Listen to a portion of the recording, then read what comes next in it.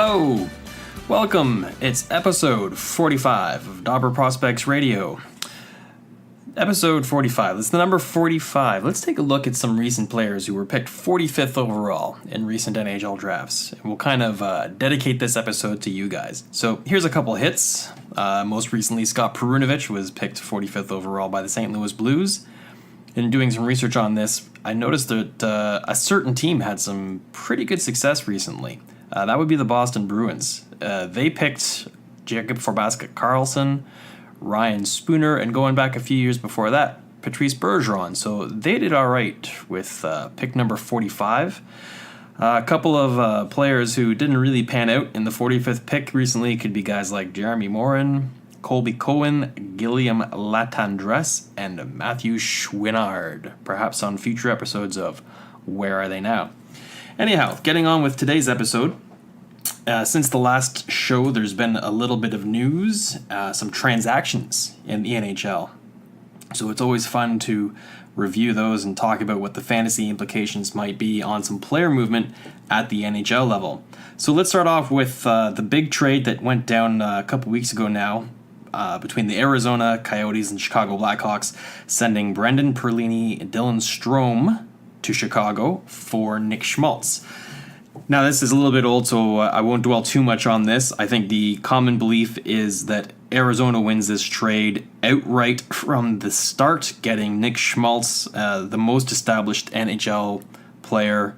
So a short-term win for Arizona, but Dylan Strome is only a few years removed from being the third overall draft pick by Arizona.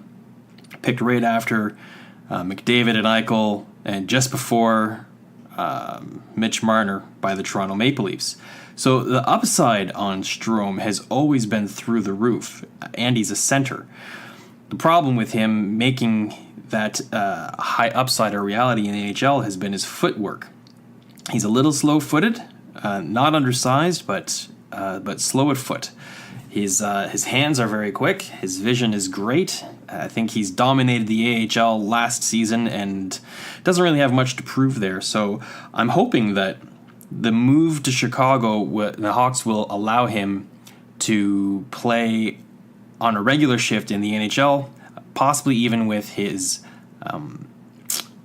OHL line mate in Alex DeBrincat.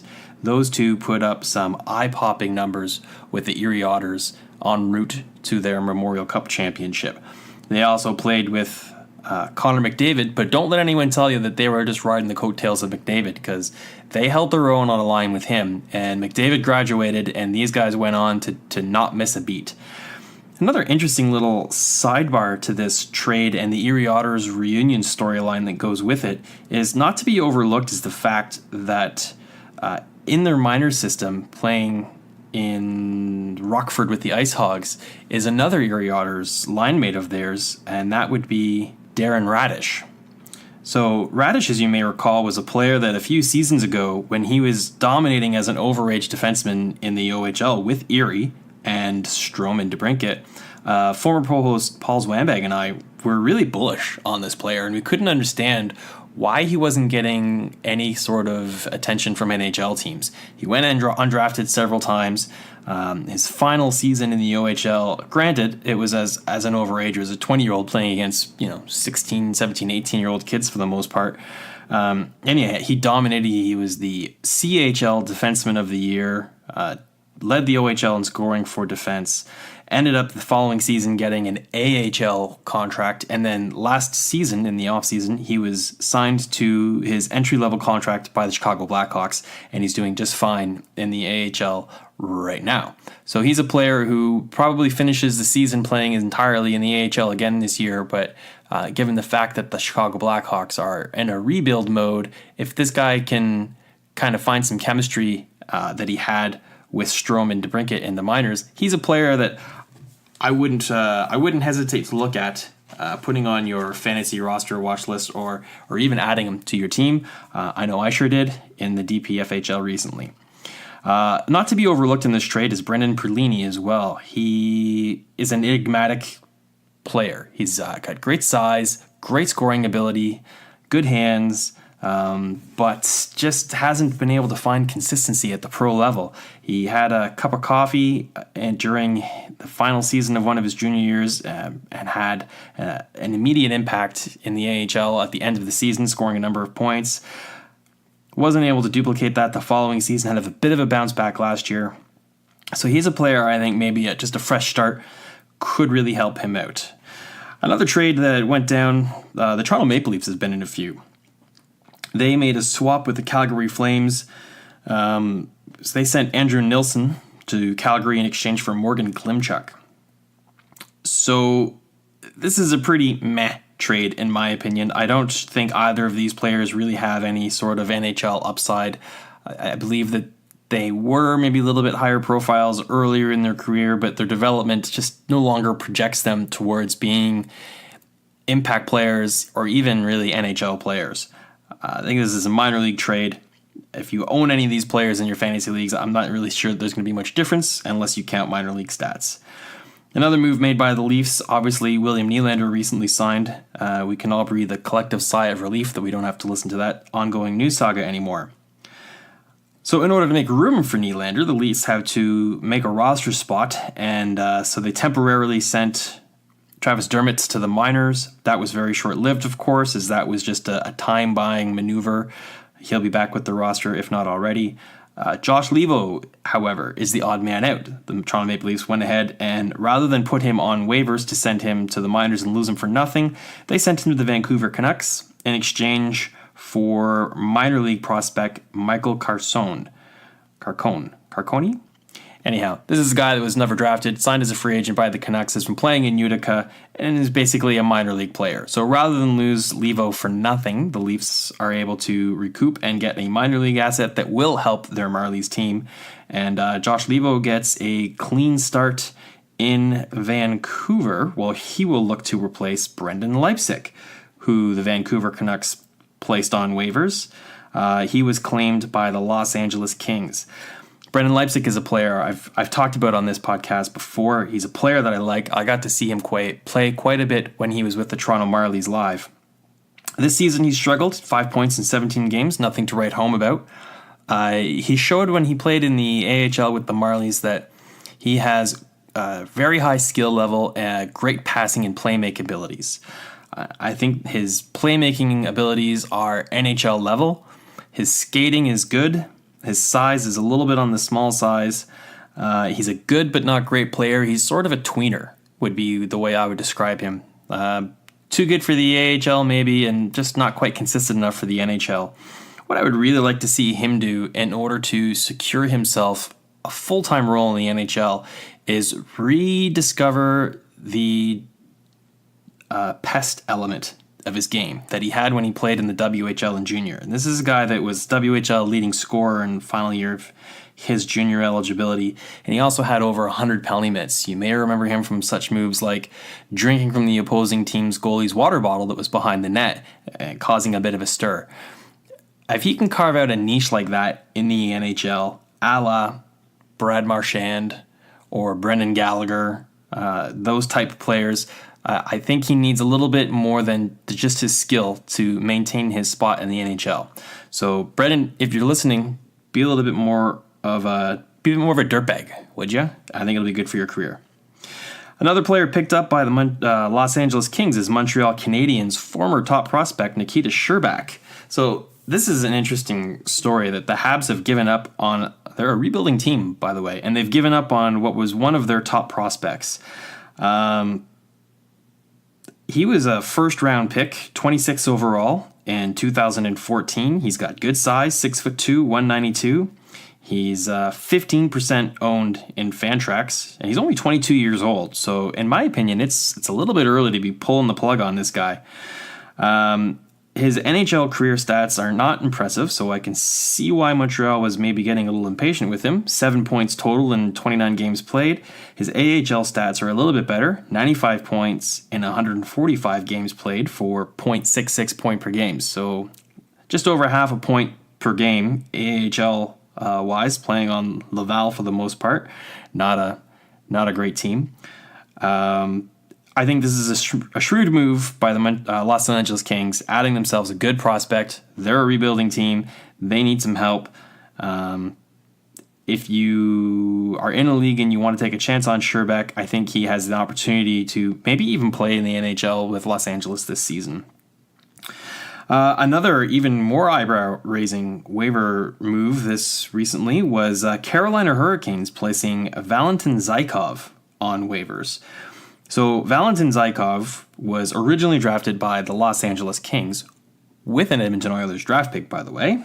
They acquired the pick from Edmonton, used it to draft Zykov, and they subsequently traded him to Carolina in the Christopher Stieg trade deadline deal from a few years ago.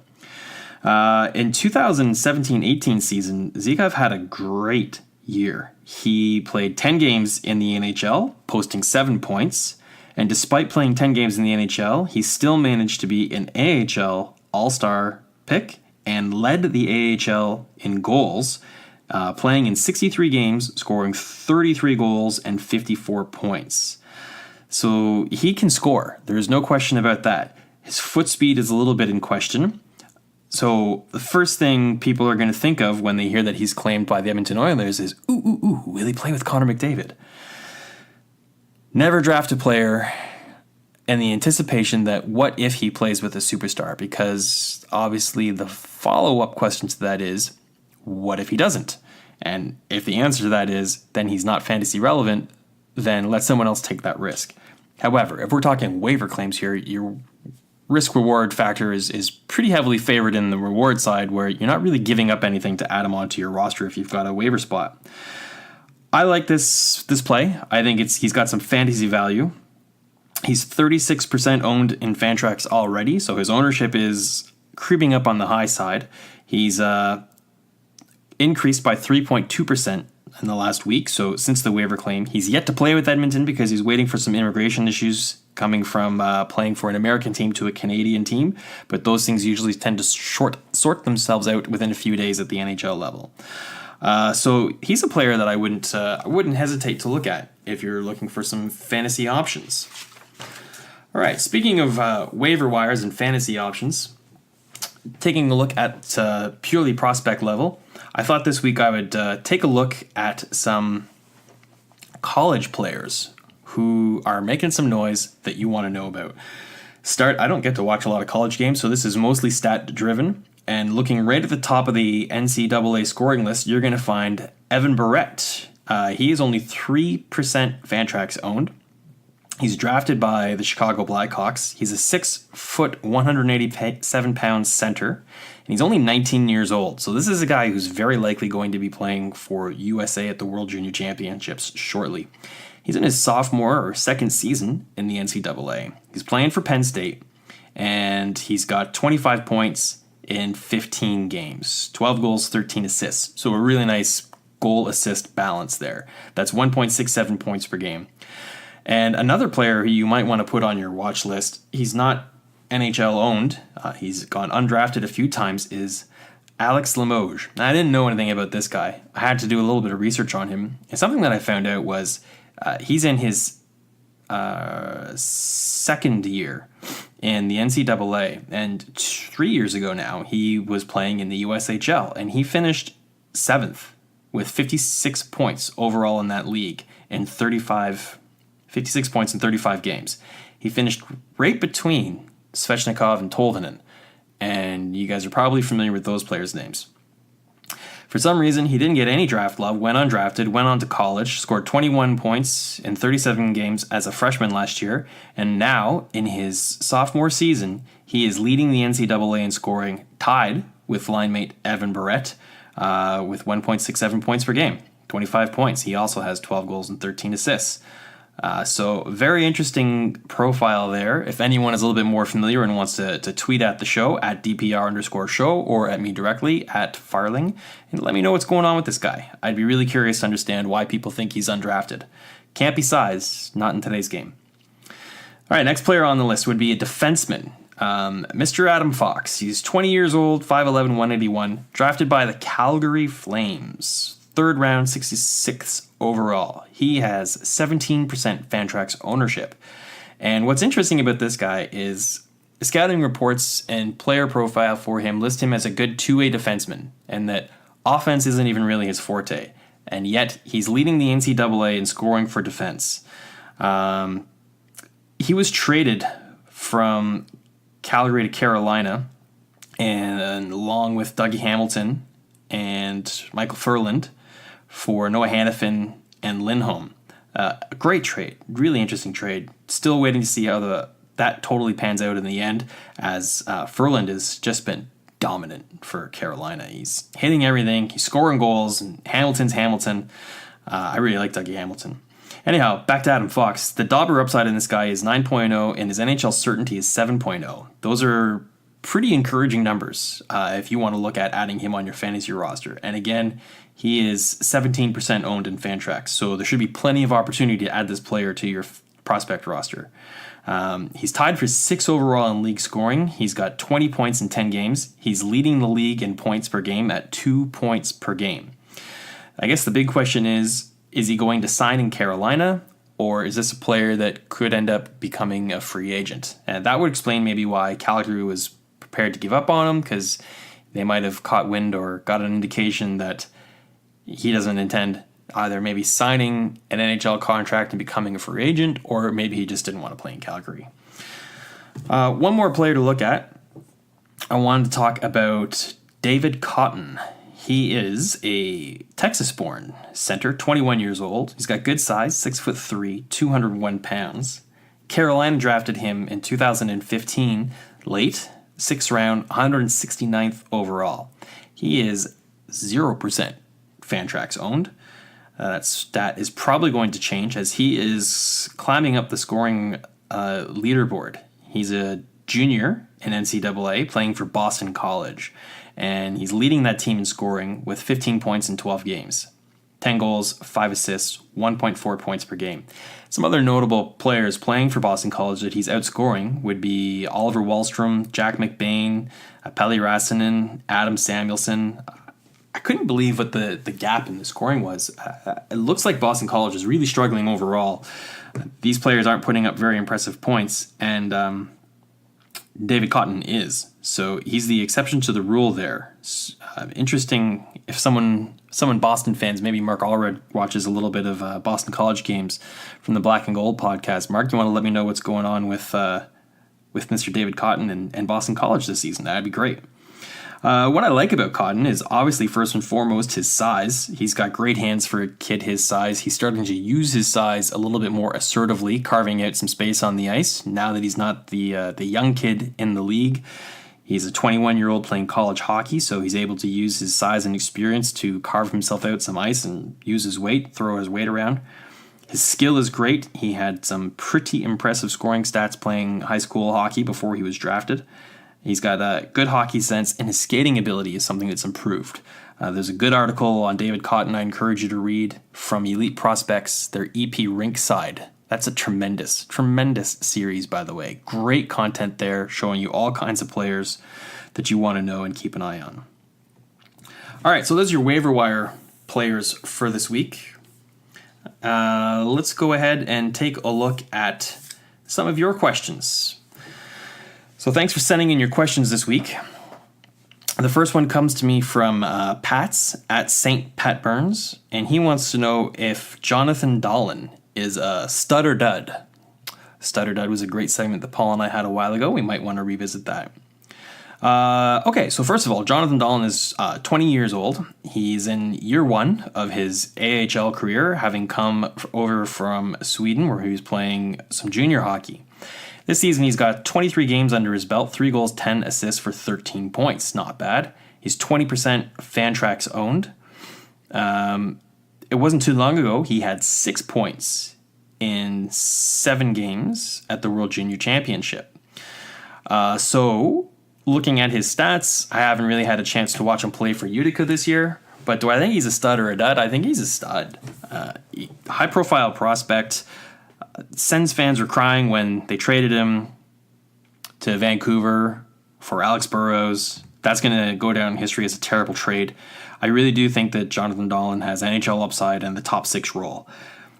A little bit slow start. 13 points in 23 games is really even that slow. 3 goals in 23 games is. But he's a 20-year-old AHL rookie. It's a big adjustment. It's a very difficult league. It's a lot bigger. It's a lot faster and stronger. I think you'll see he'll make some adjustments this year, and his point per game average will be just fine. And I wouldn't even be surprised if he made a bid to make the Canucks roster as early as next year. The roster next year could look a little different than this year. The Canucks have a lot of really great prospects. I'm a big fan of their prospect pipeline. It's probably my favorite. So he'll have some pretty tough competition there for sure. All right, next question comes from King Tuna at King Tuna 4. And King Tuna asks me, Vitali Abramov, how long before he's in a Columbus Blue Jacket sweater? Well, that's a great question, Tuna. This is a player that I saw play in Gatineau quite a bit recently while he was there. Love him. I think he's got otherworldly skill. He's got a great engine, competes, moves his hands and his feet, and he thinks the game all extremely fast. Way faster than the level of hockey he was playing when he was in the Q. He actually has gone down as the highest scoring import player in Quebec League history. He's got 20 games under his belt this year and only 7 points, 3 goals, 4 assists. So he's kind of struggling a little bit in the AHL. The fact that he's gone from junior to the AHL is, again, a learning curve there. He could go to the ECHL, as a lot of players do, and then work their way into the AHL, and then try and work their way into the NHL.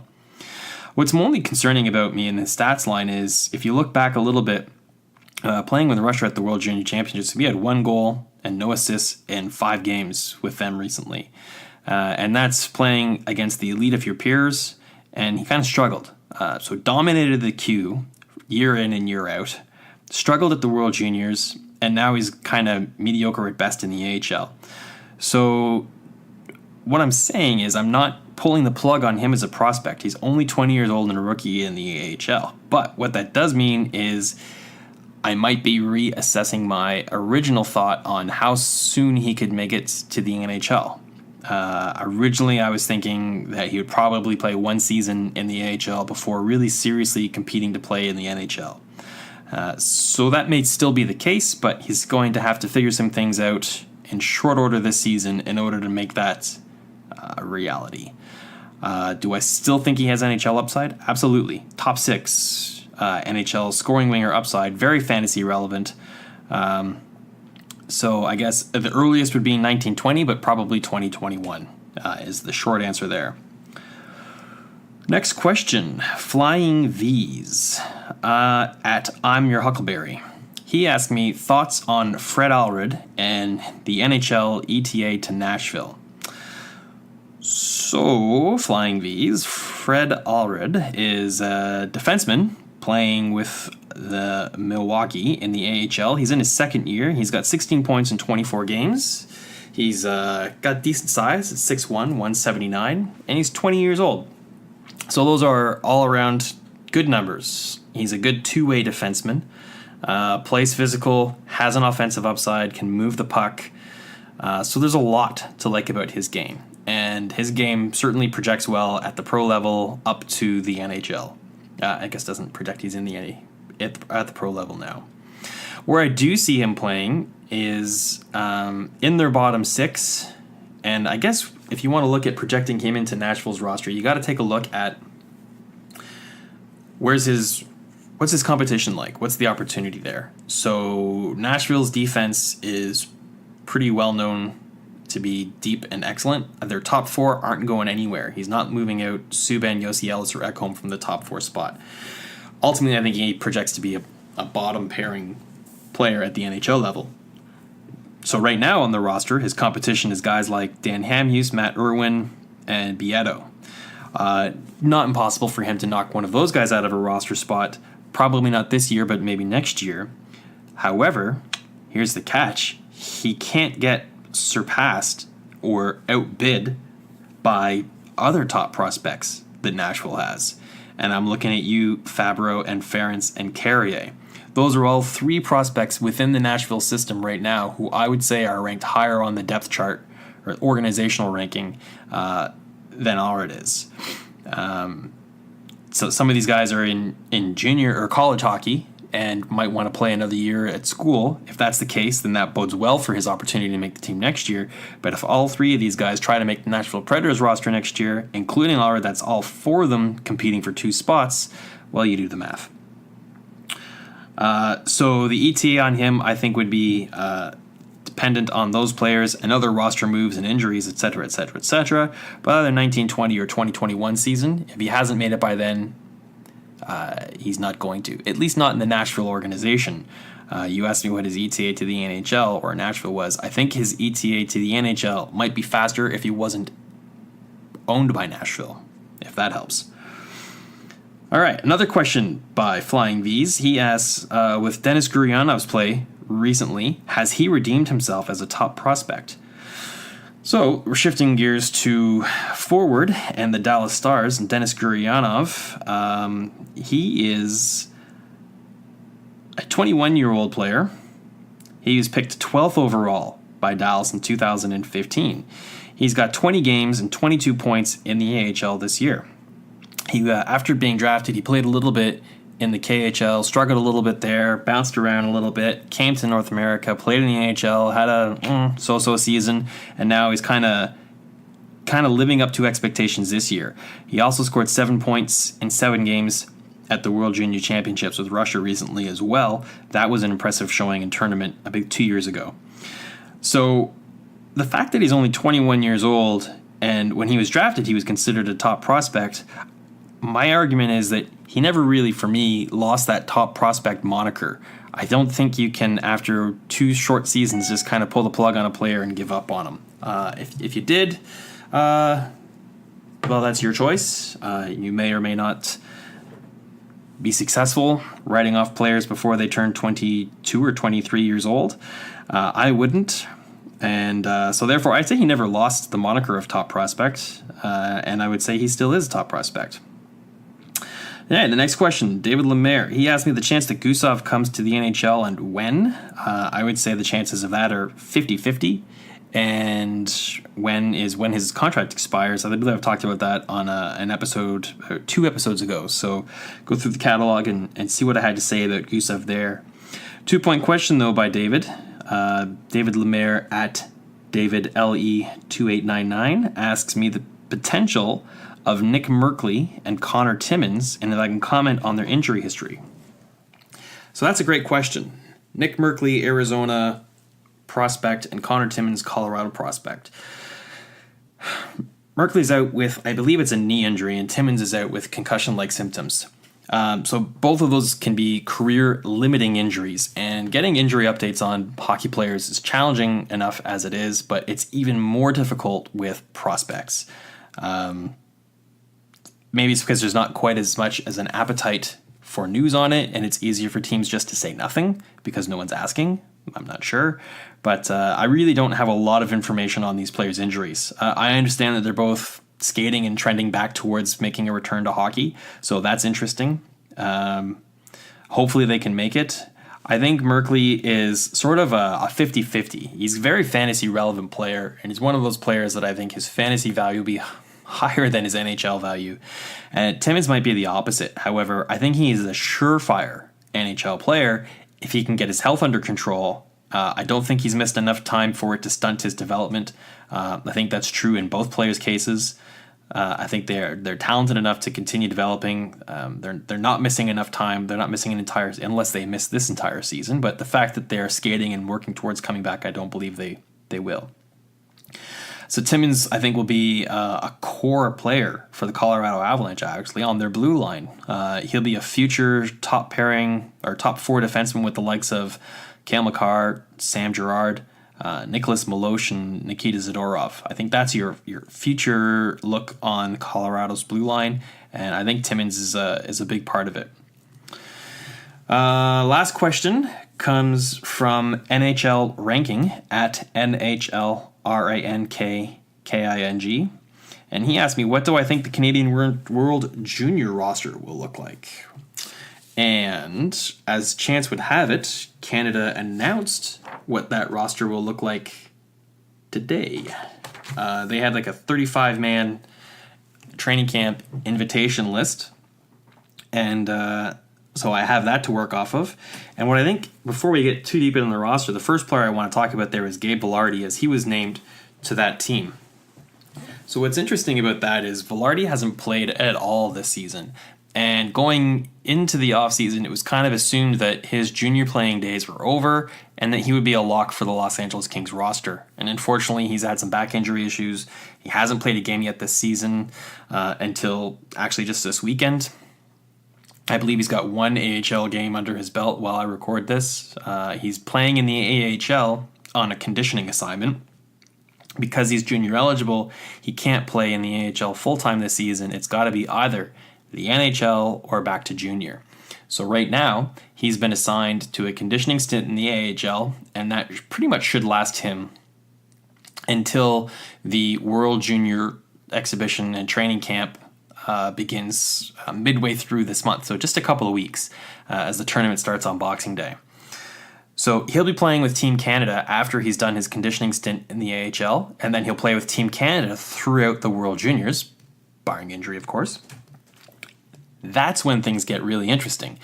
What will Los Angeles do with him once this tournament is over? Will they add him to their NHL roster, even though they're in last place, and adding a top prospect may or may not be beneficial to his development? Or do they just go ahead and return him to junior and give him another chance to play some meaningful hockey games in a leadership role on a contending championship team, and which would mean that the Kingston Frontenacs would get to trade him. They are not a contending team. They just recently traded away their top player, Jason Robertson.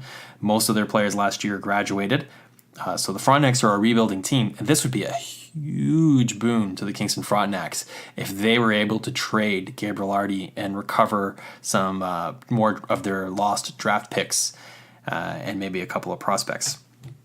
So hopefully for the Frontenacs that happens, and we get to see Vilardi compete for another Memorial Cup after he competes for World Junior.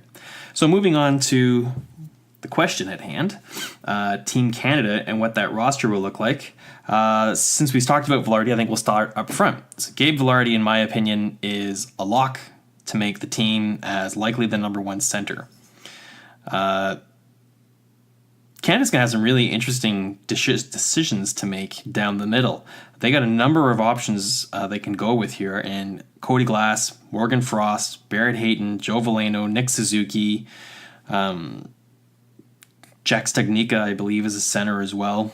I think they really would like to have Veleno as their fourth-line center. He's been a captain for Team Canada at other international tournaments, and make no mistake that there are a lot of politics that go into the decision-making and naming of the Canadian World Junior roster. More on that in a bit. So down the middle, Canada has lots of depth and lots of options, and they might have to move some of these centers to the wing. But there's no shortage of great options on the wing as well. So looking on the right wing, I think you've got Owen Tippett and Nick Suzuki as locks in the top 6 positions there. Another player that I'd really like to see make the team is Brett Leeson. And I think he's got an opportunity to be this year's Drake Batherson, a player that kind of comes out of nowhere. He's just tearing up the WHL the way Batherson tore up the Q a year ago. And he could make his way onto this roster, and then the way Batherson did, just kind of lead the team in scoring, translate that into an NHL contract, and find his way in the NHL in a matter of a year or two. I haven't actually seen this kid play, but his stats are pretty impressive, and other people have made the Batherson comparison a couple of times before on Twitter and another podcast that I listen to. So he's a player I'm really cheering for him to make the team, because I really want an opportunity to see what he can do at this level and if he can kind of duplicate the sort of success that Batherson had. Shifting over to the left wing, I think we'd be looking at Maxime Comtois, who was returned to junior by the Anaheim Ducks as a lock in a top 6 role. Alex Fermenton is another player that's got some NHL experience. He's got all kinds of speed to burn. He should be a lock for a top 6 roster here as well. Another player that I'm desperate to make the team for, I'm really cheering for personally, is Alexis Lafreniere. Obviously, he's going to be a top pick in the 2020 draft. Canada doesn't usually tend to take draft-eligible players, and they almost never take D-1 players unless they are exceptional players like Connor McDavid or Sidney Crosby. I'm not sure if Alexis Lafreniere fits into that category yet, but if he makes this team, it certainly would go a long way of putting him in the same breath as aforementioned players. So I think that would be super exciting and be a very, very interesting storyline to follow. So I'm kind of cheering for him too. Liam Foodie's another player I think has a really good chance of making the roster, again, because of his speed. But then you look at some of the players who I haven't mentioned yet. Shane Bowers, Jared Anderson-Dolan, Isaac Ratcliffe is a player I think is having a tremendous season. He brings some size and grit to this roster that I think Canada would like to have. Defines with the way Canada likes to play hockey. Mackenzie Entwistle, likewise. So yeah, lots of options there. Sarah Noel wasn't even invited. So that was a little bit disappointing for Noel. I'm a fan of his, so I'm disappointed for him. Moving on to the blue line. So things get interesting on the blue line as well. I think you can look at 3 players as definite locks for the team, and that's Evan Bouchard and Noah Dobson on the right side. They're going to get all the minutes they can handle. Lining up with them on the left, Ty Smith, I think, is a certainty to make the team as well. Pierre-Olivier Joseph would be my pick to round out the top 4 and the most likely players to play on this team. After that, you got 2 spots left on the roster, and I have about 9 players competing for those spots. And remember when we talked about politics coming into it? Here we go again. So couldn't help but notice that in the past, it's been very difficult for Canadian players who have chosen to go the NCAA route to make international Canadian rosters. So players who fit into that description would be Jacob Bernard Docker, Cam Crotty, and Ian Mitchell. So those players, while they might be more qualified or skilled to make the team, I think have politics working against them. And if they don't make the team, I think you might want to look at that as the reason why. Jared McIsaac, Josh Brook would be my top 2 picks to make the bottom 6 and round out that roster, with very honorable mention going to Calen Addison, Nick Beaudin, and Phillips as well. So there's a lot of bodies vying for positions on the blue line, and that's probably where most of the competition is going to come from, I suppose. Very little competition is going to come in goal. I think it's a slam dunk that the 2 goalies to split most of the games will be DiPietro and Scott. They'll get the starts for the round-robin tournament, barring any sort of injury. And whoever's got the best play will get the ball for the medal round. Villalta will be the other goalie who is, I suppose, named to the roster as the third string goalie, who only sees time probably if someone gets an injury or if there's some terrible performances by Team Canada goalies. All right, so that's pretty much the content I have for this show. We're going to skip and talk a little bit more World Junior hockey with our guest on this episode, which will be DobberProspects writer Jokke Nevalainen, coming to us from Finland. Finland announced their roster today as well for the World Juniors. So we'll get Jokke's take on who he thinks the players to watch are. They got a really young defense. I'd be really interested to hear his thoughts on some of the draft-eligible players, as Jokke follows those guys extremely closely. So we'll get to Jokke in a sec, but before I go, just kind of wanted to also mention an idea I've been playing with for each episode. Exiting would be introducing a different band, kind of combining one of my other interests, which is music, with hockey and my podcast here. And allowing people to share with me or me to share with you great Canadian bands, maybe on the rise or that maybe need a little bit of an opportunity to reach some audience. So with that being said, the first band that I'd like to talk about or have as a outro music is good old Kingston Boys, Long Range Hustle. I got to know these guys by working with the bass player at my day job, Ryan Pritchard. He helped me with a little bit of coaching and mentoring on how to use GarageBand and allow me to edit it and keep this podcast going. So stick tap to Ryan. So all you guys out there who enjoy the show, why don't you stick around after the interview and give it a listen to Long Range Hustle and one of my favorite songs by them called Paddle Away. It's a little bit one of their older songs. You can go ahead and find them on Spotify or iTunes or however you're listening to this podcast. They've got all kinds of music all over the place. Long Range Hustle. Give them a look. Give them a follow. See when they're in your neighborhood. That's it for this episode. Coming up next, I interview on Team Finland World Juniors with Jokke Nevalainen. Cheers. All right, now it's time for our interview segment, and I'm really happy to be joined from DobberProspects writer Jokke Nevalainen, who is coming to us live from Finland. Jokke covers Finnish prospects really thoroughly. He also writes for us covering the Florida Panthers prospects. You can also find his stuff working for Finn Prospects. And follow him on Twitter at Jokke Nevalainen. Jokke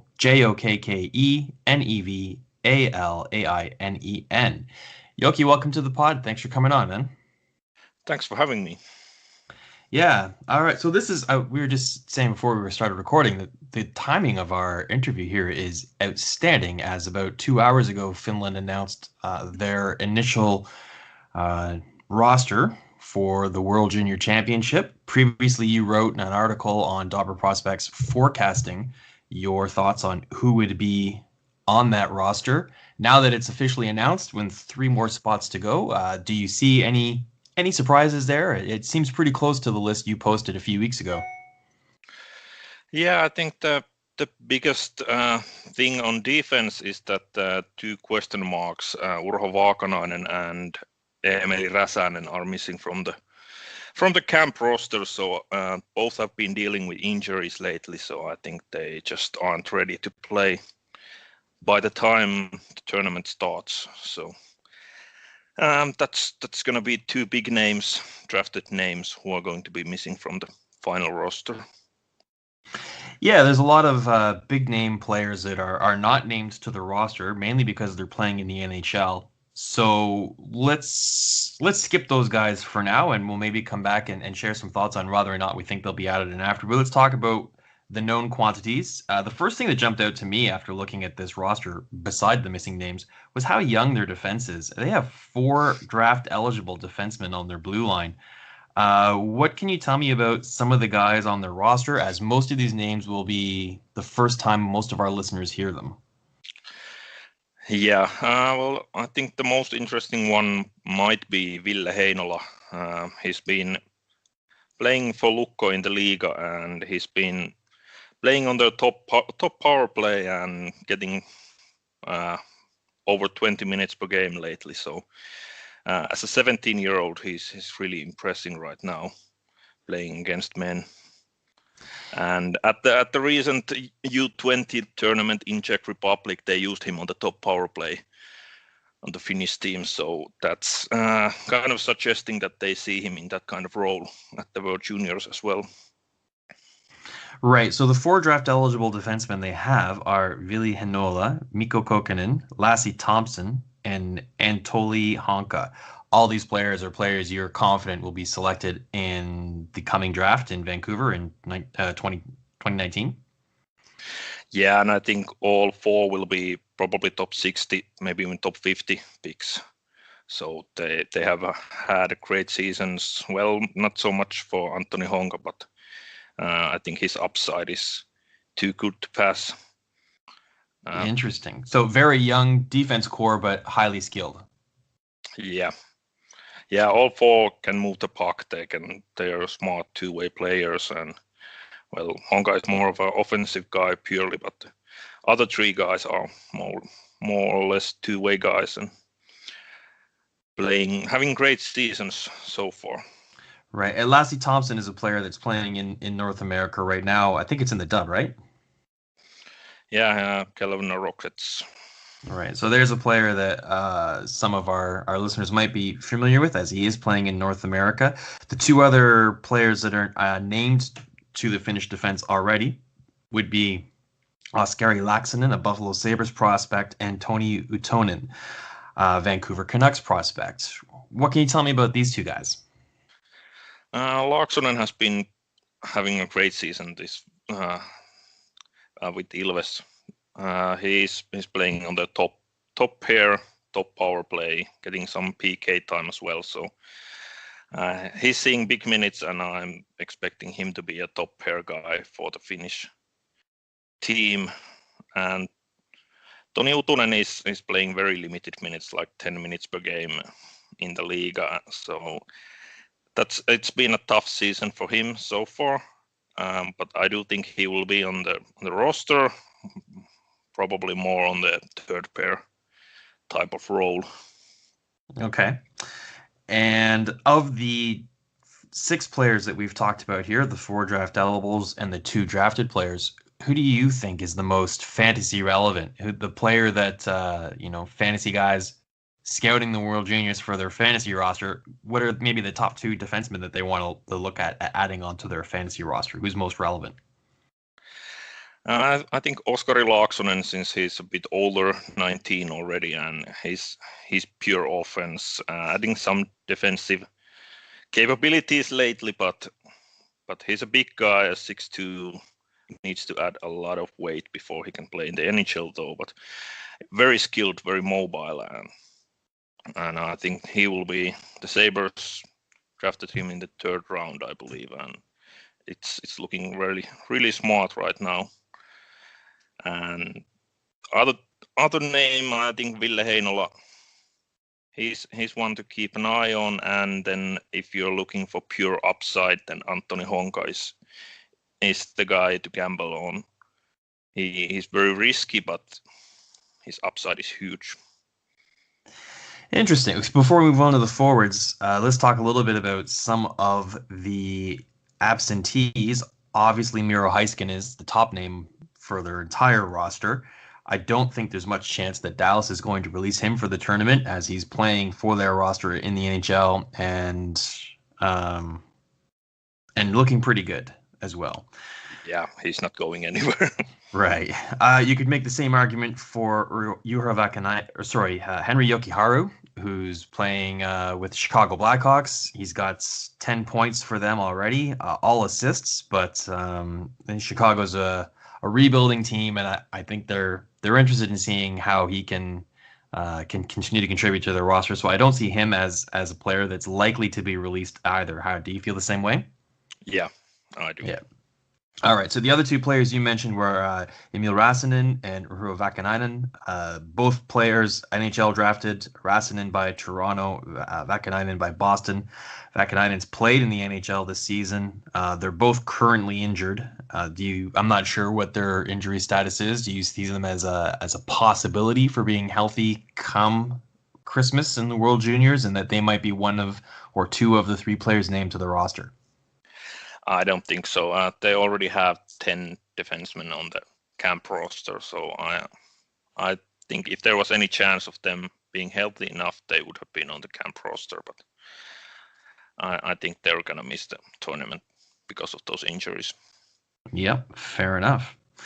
Okay, let's move on to the forward ranks. Unless there's some of the other defensemen mentioned that mentioned on the roster that we haven't talked about, that you want to talk about, that you think have a really good chance of making the team. No, I think those are the most interesting ones. The 7th spot is a bit interesting. Not sure who's gonna take it, but anyways, I don't see any of those other guys being fantasy relevant. So. Barring injury, they'll be in the press box eating popcorn all tournament anyways, right? Yeah. All right, let's move on to the forwards. One player that I'm really, really, really keen on getting your thoughts on. You've been tweeting about him quite a bit. Anton Lundell. He's a 2020 draft eligible, so he's a little on the young side, mainly because he's got a late birthday. He and I share the same birthday, so he just missed the cutoff for this year's draft by a couple of weeks. He's playing in Liga right now, and he's got 10 points in 18 games as of Elite Prospects stats update this morning. What do you like about this guy? His two-way game. He's the closest thing I've seen to a Patrice Bergeron type guy to come from Finland. Well, since Barkov, I think so. That kind of two-way center who can play huge minutes in all situations.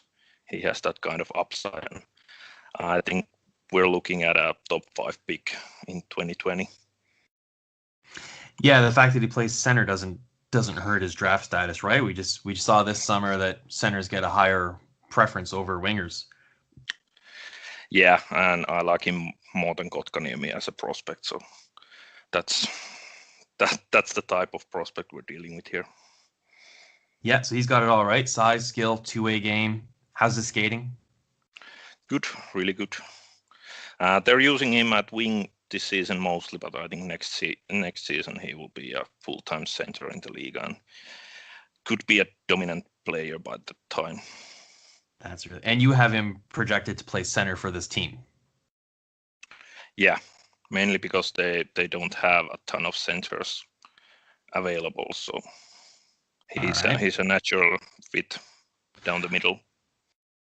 That bodes well. Okay, let's look at the two players you have ranked on the roster just ahead of him. Rasmus Kupari, who was a first-round draft pick of the Los Angeles Kings last summer, and Kaapo Kakko, who is a top-ranked player for this coming draft, the 19 draft.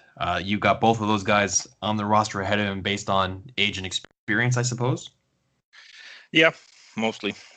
There's a case to be made that Lundell should be on the second line. He's that good, but if they have all their top weapons available, I think they can create 3 scoring lines, and then I think Lundell is best served in that third line role.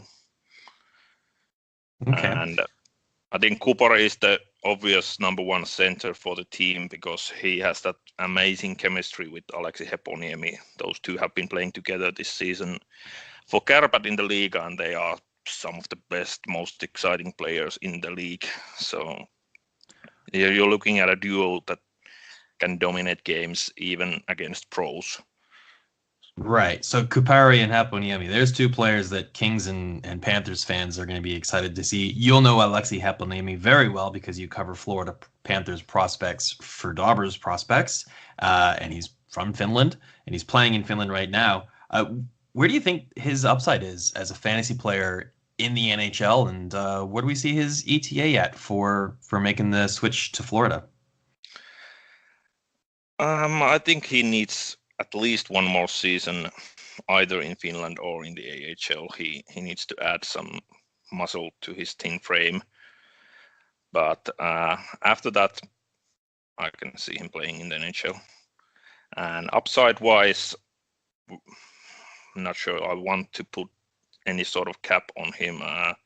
He has top-line upside as a winger. I don't see him playing center in the NHL, but as a winger, I think he can be a point-producing machine, looking at maybe even 80-plus points. Right, and he's a top 6 player, or he's not on the roster. Am I correct? He's a playmaking, dynamic, offensive winger. Yeah. There's not much use for him in a defensive role. Right. So looking really forward to those two players playing together for Finland and watching their fantasy value rise. Who do you think is going to ride shotgun on the left side there? On our article on Dobber Prospects, you put Linus Newman there. Yeah, and it was purely based on the recent U20 tournament in Czech Republic because those 3 played together there and they looked really good. So I think there's no point in breaking up that line. Yeah, Linus Newman is a player I'm really familiar with. As you know, he played for Kingston Frontenacs, and last season the Frontenacs loaded up with star players to make a really strong playoff push. They came up a little bit short, making it to the conference final in their division. But he played on a line with Gabe Vilardi and Jason Robertson quite a bit, especially on the power play. So those are 2 prominent prospects, NHL drafted, that all our listeners should be very familiar with. And Linus Newman not only kept up with those guys, but at time he was one of the driving forces on that line. I was really, really surprised that he was not picked in his second draft recently in Chicago, as he was a top 10 scorer in the OHL all season long, even starting before the Frontenacs added players to their roster and stacked up. Are you surprised that he's not drafted? Yeah, a little bit, but he does have his flaws, so it's just a matter of finding ways to overcome those flaws, and he hasn't been able to do it this season. He's struggling in the Liga, playing against men, so it might be third time he's going undrafted, unless he can find some ways to pick up his game. And of course, strong performance at the World Juniors could really help him with the confidence and all that. So we'll see. Yeah, that's interesting. I wanted to ask you specifically that. I think some of his weaknesses are that he's an undersized player, and as we've seen in the NHL lately in the draft, that undersized players can succeed just fine. However, I think they need to have some good core strength. I've noticed watching Newman that he's a little easy to knock off the puck and put him off balance. So that's what I think his weaknesses or opportunities are. He needs to get a little bit stronger. Do you see it the same way, or is there something else that I'm missing that you think is an area of opportunity that's keeping him off an NHL roster?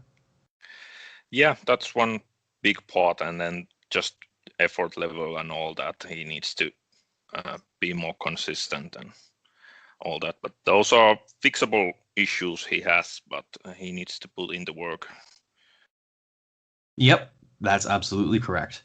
I'm really interested to track his career, and I think you're bang on that playing shotgun with Kupari and Heponiemi on Finland's top line, should that happen, would really give him an opportunity to raise some scouts' eyebrows. So this is a player that I would say is watch list worthy for all you fantasy watchers out there. This player who may or may not get drafted in Vancouver this coming summer, and if not, look for him to get an invite to an NHL training camp and potentially sign as a free agent. Let's talk about draft eligible forward Capu Kako. Am I saying that right? Yeah, pretty much. Capu Yeah? Kakko. That's how we say it. All right, beautiful. Tell me a little bit about him. He's ranked as high as second on a lot of people's rankings for the coming draft. What's your take on him? What's your scouting report? He's an unbelievable talent, great playmaker. Should use his shot more, doesn't do it often enough, and that's the one weakness I'm sort of seeing. If he can start shooting the puck more, he's going to be a real threat. And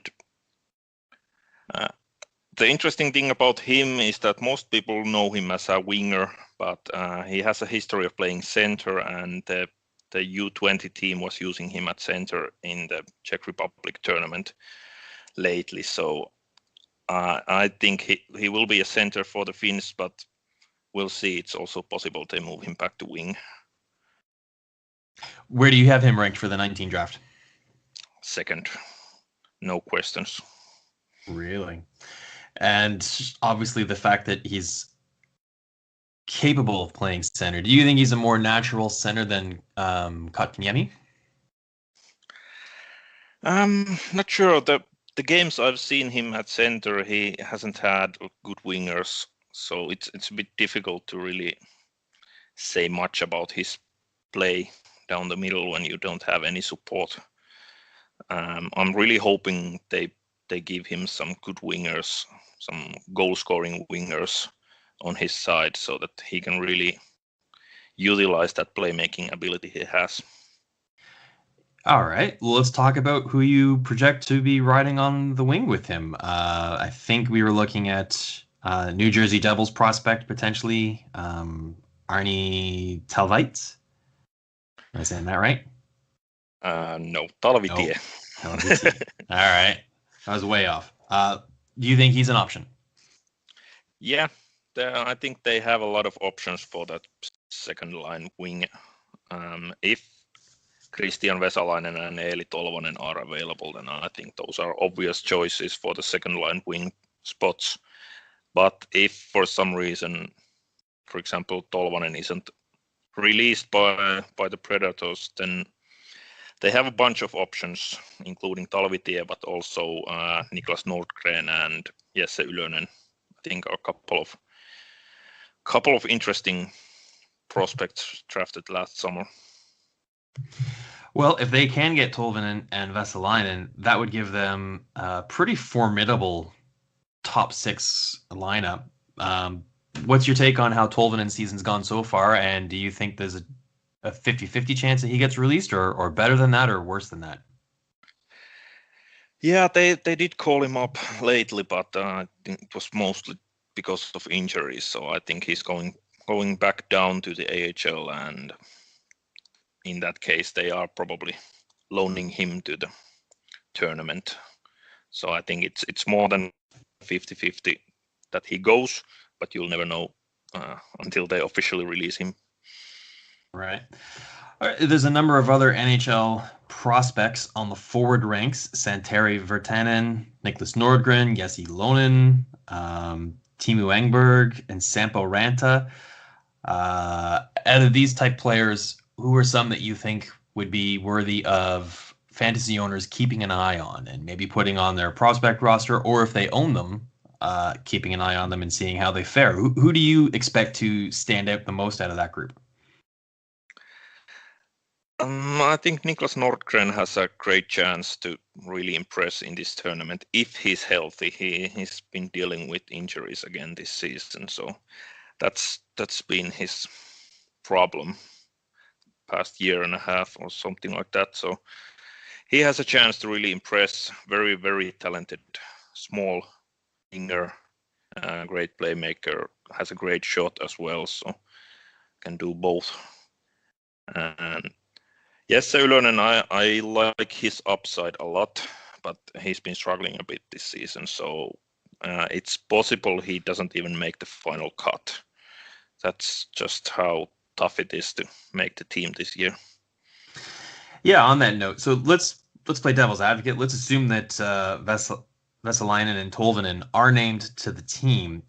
Do you think that obviously they'll take some roster spots away? Who do you think would get bumped? Probably Ranta and maybe Ylönen.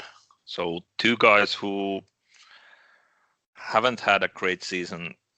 They are talented players, but just don't have that confidence this year.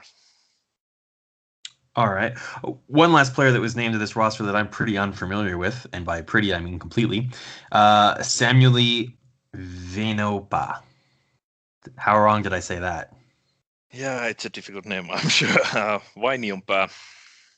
I think he has a chance to play a 4th line role, a defensive role, or maybe a 13th forward, but I don't see him making much of an impact besides that. Not a fantasy relevant player? And no. Great, then I don't have to worry about the name pronunciation. Yeah. All right. So let's move on to the net. Ukko Pekka-Luukkonen is going to be their starting goalie by all accounts. Would you agree with that assessment? Yeah, I think so, at least to start. But Lassi Lehtinen is going to get some starts as well, and has the chance to steal that starting job. I wouldn't be surprised if he took it away if Luukkonen has any kind of troubles in net. So those 2 will split the net, and the hotter hand will probably play the important games. Right. So Luukkonen is obviously a Buffalo Sabres prospect, and Lassi Lehtinen has not been drafted. He's a free agent. Do you have any thoughts as to why he perhaps has gone undrafted? Probably size. I think he's 6 foot exactly, something like that. So pretty average size for a goalie. But he's having a great season, being a full-time Liga player this year. So that's impressive for a 19-year-old goalie, and he's been really hot lately. The past 3 games, I've watched all of them, and he's been great. So calm and confident, and doesn't look like a 19-year-old in net. So I think there's a good chance that if he has a good tournament, good season, he could be drafted next year. All right, that's awesome. So those are the only two goalies that are really likely to, barring injury, going to see any games in this tournament for Finland. Yeah. Yeah. All right. And we already talked about some of the draft eligible prospects: Kakko, Thompson, Hinola, Kokinen, and Honka. Was there any other players coming up for Finland while I got you on the pod here that you think are fantasy relevant and worth watching for the upcoming draft that missed the cut for the World Junior roster? I think the biggest name missing from the roster for the upcoming draft is Henri Nikkanen. Hasn't had a great season, but he's a great talent. I think a second round pick most likely next summer. Great size, plays down the middle, so that's always valuable, and very, very talented offensive player. So that's the one name who isn't. I knew he wasn't going to get an invite because his season hasn't been that good, but his long-term upside is really good. That's Henri Nikkanen. How do you spell his last name so our listeners can look him up? I think you can do that better than me. Nikkanen is how we say it, but okay, you can do the spelling. Sure. So where's he playing right now? I think right now they sent him back to junior. He has played a couple of games in the Liga, but hasn't been given much of a chance there. So I think he's gonna be playing most of this season in the Junior A, the U20 league in Finland, and maybe next year be a full-time Liga player. All right, good stuff. I think that's all I got for the World Junior roster and for the draft. Do you have any other players that we haven't talked about that you had some thoughts on that you wanted to share? Nope. I think we covered everyone important. So yeah, right on. Well, I can't wait for the tournament to start. Maybe we'll get you back on to talk about some Swedish players. I noticed that you did an article on the Swedish roster as well as what they might look like. So maybe we'll make that a conversation for another episode.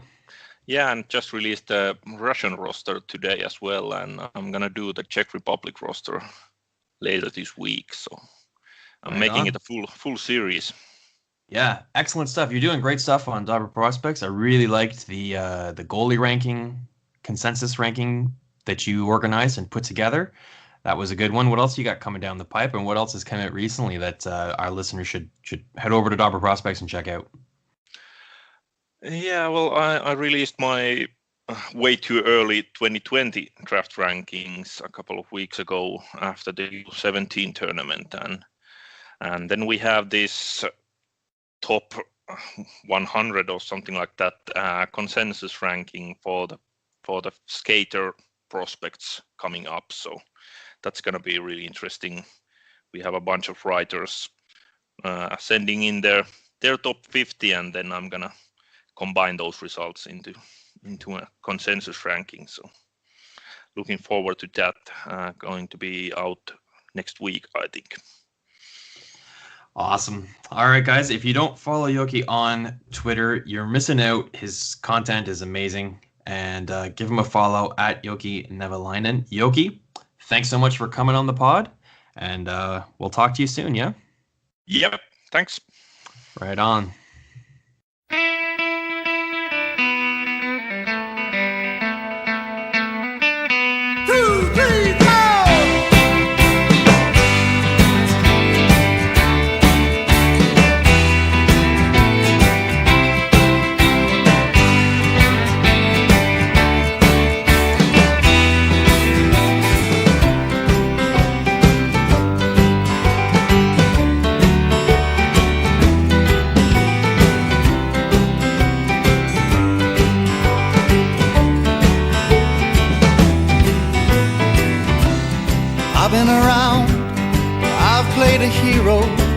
Played the villain that you drowned in that lake. And I've heard the sighs of teary-eyed children when the parents come to take them away from starry nights and a fear of heights. There was abandoned when their feet left the ground, and they wonder now, whatever was it for, pushing off of that shore,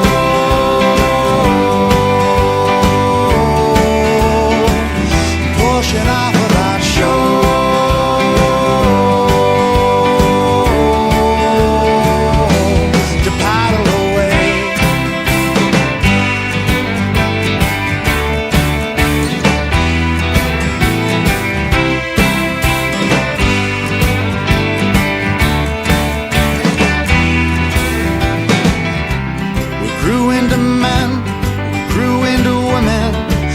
From the bears in the woods and in our hearts, there's fall in the leaves and stains on our knees. And so we pack up our canoe in the dark on the shoreline sand, an open hand with a needle that points to the north. If there's a lesson learned, whatever was it for, pushing off of that shore,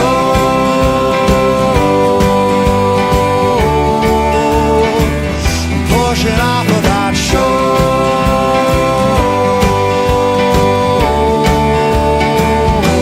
to paddle away.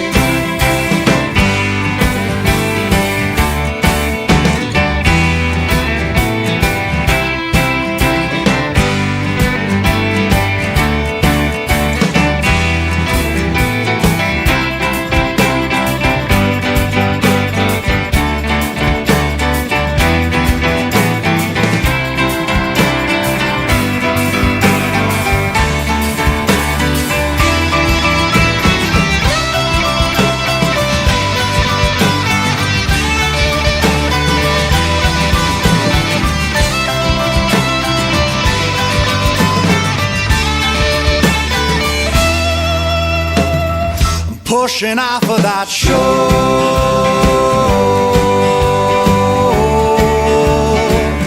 pushing off of that shore,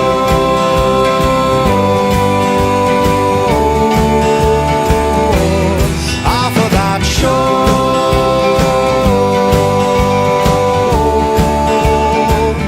pushing off of that shore.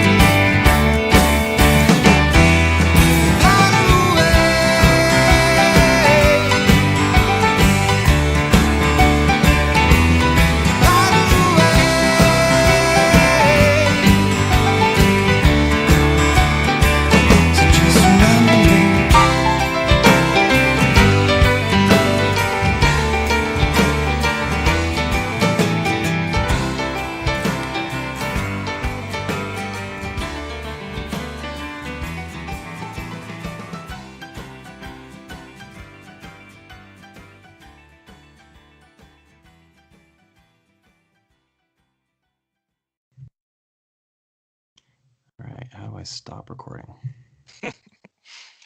You're really good with this technical stuff.